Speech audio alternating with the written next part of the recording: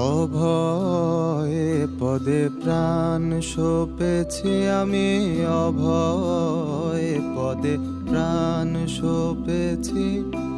আর কি জমের ভয় করেছি, আর কি। নমস্কার বন্ধুগণ, কেমন আছেন আপনারা? আশা করি ভালো আছেন। কলকাতা হলো কালীক্ষেত্র, সে কথা আমি আমার নানান ভিডিওতে বলে থাকি। কিন্তু কলকাতা ছাড়াও জেলার নানান শহর বা গ্রামে এমন কিছু কালী মন্দির আছে যেগুলো প্রাচীন তো বটেই, এবং তার সাথে জড়িয়ে আছে নানান অলৌকিক ঘটনাবলী। এই মন্দিরটা আজকে আপনাদের সামনে উপস্থাপন করতে চলেছি। এই মন্দিরে যে মা বিরাজমান তাকে নিবেদন করা হয় আমিষ ভোগ। হ্যাঁ, ঠিক শুনেছেন, ভোগে থাকে মাছ।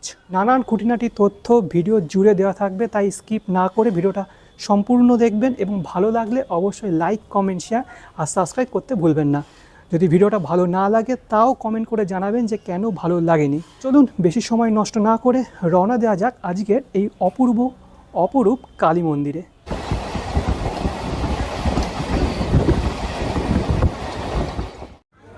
তো আজকের গন্তব্যস্থল হলো বারুইপুরে অবস্থিত শিবানী পীঠ। বর্তমানে আমি দাঁড়িয়ে আছি বারুইপুর জংশনে। আপনারা শিয়ালদহ সাউথ থেকে লক্ষ্মীকান্তপুর লোকাল বা ডায়মন্ড হারবার লোকাল বা বারুইপুর লোকাল ধরে চলে আসতে পারেন বারুইপুর জংশনে। আমি এসেছি 8:50-এর বারুইপুর লোকাল ধরে। সময় লাগবে 40 থেকে 45 মিনিট মতো। এটা হচ্ছে বারুইপুরে 4 নম্বর প্ল্যাটফর্ম। আপনাকে 4 নম্বর প্ল্যাটফর্মের দিক দিয়ে বের হতে হবে, সামনে পেয়ে যাবেন অটোয় উঠে বলতে হবে শিবানী পীঠ। তো চলুন দেখিয়ে দিচ্ছি। এই যে দেখতে পাচ্ছেন সামনে অনেক অটো আছে, এই অটোগুলো এই সাইডে যাবে। সময় লাগবে ওই 5 থেকে 7 মিনিট মতো।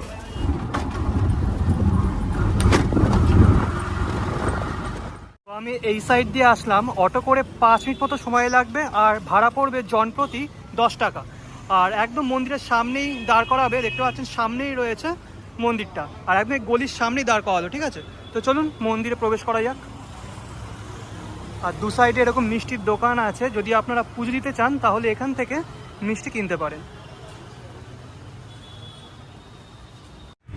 তো এটি হলো মন্দিরে প্রবেশ করার মূল প্রবেশদ্বার। প্রবেশদ্বারের উপরের দিকে মন্দির খোলা আর বন্ধ হওয়ার সময়টা লেখা আছে।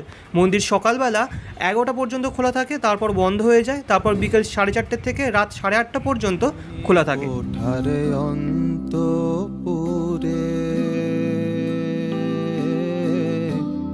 জয় দুর্গা আমার মণ্ডপ ঘরে। মন্দিরের গঠনশৈলী একদমই ছিমছাম। মূল প্রবেশদ্বার দিয়ে প্রবেশ করে সামনেই পড়বে অসংখ্য থাম বিশিষ্ট এবং শ্বেতপাথর দ্বারা বাঁধানো একটি সুবিশাল নাট মন্দির। এই নাট মন্দিরে অনেক ভক্তরা এসে একটু বিশ্রামও নেন।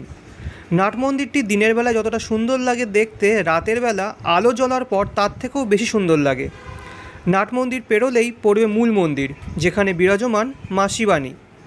মায়ের মুখ খুবই মিষ্টি, মায়ের দিকে তাকালে শুধু মনে হয় তাকিয়েই থাকি। মায়ের গর্ভগৃহের সামনে ডান দিকে আছেন শ্রী শ্রী ঠাকুর রামকৃষ্ণ পরমহংসদেব ও স্বামী বিবেকানন্দের মূর্তি, এবং বাঁ পাশে আছেন মন্দিরের প্রতিষ্ঠাতা শ্রী শ্রী দুর্গাদাস ভট্টাচার্যের বিশালাকার একটি মূর্তি। কালী নাম কল্পতরু হৃদয়ে রোপণ করেছি। মূল মন্দিরের সামনে যে নাট মন্দিরটি আছে, সেই নাট মন্দিরের উপরের দিকে নানান সাধক ও মনীষীদের বিগ্রহ তৈরি করা। সাধকদের মধ্যে আছেন শ্রী শ্রী জগৎগুরু শঙ্করাচার্য, শ্রী শ্রী রামদাস কাঠিয়া বাবা, আছেন স্বামী ব্রহ্মানন্দ মহারাজজি। তাছাড়াও আছেন গৌতম বুদ্ধ, দেবাদিদেব মহাদেব, স্বামী বিবেকানন্দ, শ্রী শ্রী ঠাকুর রামকৃষ্ণ পরমহংসদেব, বাবা লোকনাথ দেব এবং মা শারদা সহ আরও নানান মনীষী ও সাধকদের বিগ্রহ।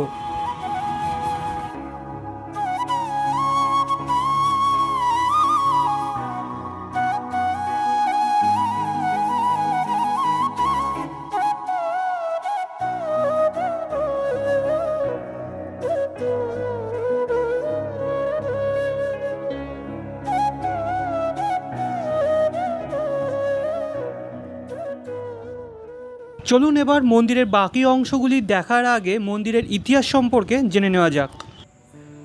মায়ের এই মন্দির অর্থাৎ শিবানীপীঠ প্রতিষ্ঠিত হয়েছিল স্বপ্নাদেশের মাধ্যমে। বারুইপুরের আদি ও অত্যন্ত সম্মানীয় পরিবার ছিলেন ভট্টাচার্য পরিবার।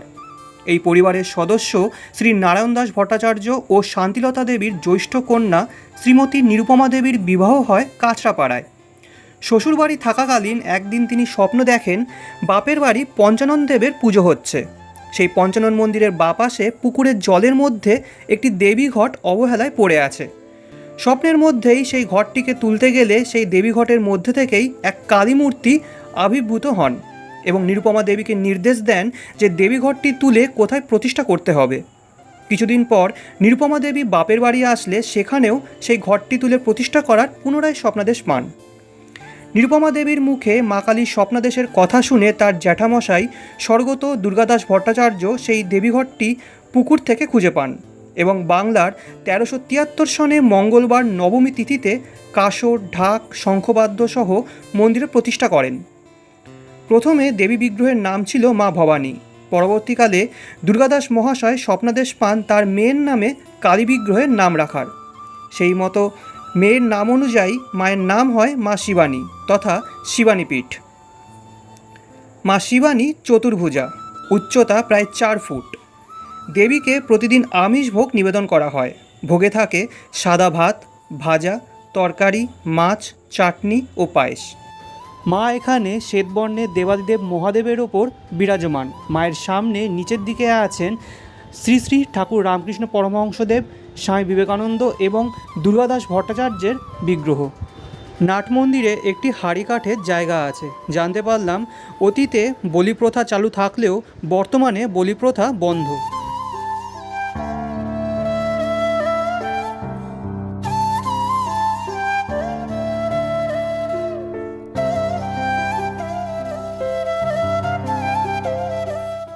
পঁচিশে কার্তিক মন্দিরের প্রতিষ্ঠা দিবস।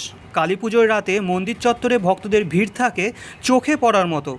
লোকমুখে শোনা যায় বারুইপুরের মা শিবানী কখনোই তার ভক্তদের খালি হাতে ফেরান না। যার যা মনের ইচ্ছে মায়ের সামনে প্রকাশ করলে তা অবশ্যই পূরণ করেন তিনি। ভক্তদের আরাধনা, বিশ্বাস ও ভক্তি দেখলে সত্যি মনে হয় যে শিবানীপীঠের মায়ের মূর্তি যেন সত্যি নিঃশ্বাস নিচ্ছেন। জনশ্রুতি অনুযায়ী মায়ের কাছে পুজো দিয়ে যদি মায়ের পায়ের মাটি ও ফুল পাওয়া যায় তাহলে নাকি সেই ভক্তের কখনো শরীর খারাপ হয় না। মায়ের পায়ের মাটি অনেকেই নিয়ে যেত এবং তা জলে মিশিয়ে খেলে নাকি শরীর সম্পূর্ণ সুস্থ হয়ে যেত। এমনটাই বিশ্বাস ভক্তদের মধ্যে প্রচলিত ছিল। মন্ত্রপ্লুত ফুল নাকি মাদুলি করে গলায় ধারণ করলে তার জীবনে কোনো কষ্ট থাকতো না। মানুষ আজও সেই বিশ্বাস রেখে মন্ত্রপ্লুত ফুল কাছে রাখেন। তবে আজকাল আর মায়ের পায়ের মাটি কাউকেই দেওয়া হয় না। মন্দির ঘিরে রয়েছে নানান অলৌকিক ঘটনাবলী। তার মধ্যে অন্যতম হলো ভট্টাচার্য বাড়ির পাশের বাড়ির একটি ছেলে বহুদিন ধরে রোগে ভুগছিল। অনেক চিকিৎসা করেও কোনো ফল হয়নি। অবশেষে ছেলেটির মা শিবানীর কাছে পুত্রের রোগ মুক্তির জন্য প্রার্থনা জানালেন। মা ভক্তের ডাকে সাড়া দেন। সেদিন দুপুরে শ্রীমতী নিরুপমা দেবী স্বপ্নে দেখলেন মা বলছেন, পদ্মপুকুরে গিয়ে পুষ্করিণীর ওপারে একটা পাঁচিলের পাশে সরু রাস্তায় একটি কড়ি দেখতে পাবি, সেটা নিয়ে ছেলেটির গলায় পরিয়ে দিবি, তাহলেই ছেলেটি সুস্থ হয়ে যাবে। স্বপ্নাদেশ অনুযায়ী সেই স্থানে গিয়ে সত্যি সত্যি একটা অদ্ভুত দেখতে কড়ি পাওয়া যায়, যেন ছাঁচে ফেলা একটি রমণীর মূর্তি। কড়িটি রোগাগ্রস্ত ছেলেটিকে পরানোর পর সে সম্পূর্ণ আরোগ্য লাভ করে। মায়ের কৃপায় সেদিন থেকে বহু লোক উপকৃত হয়েছে বলে জানা যায়।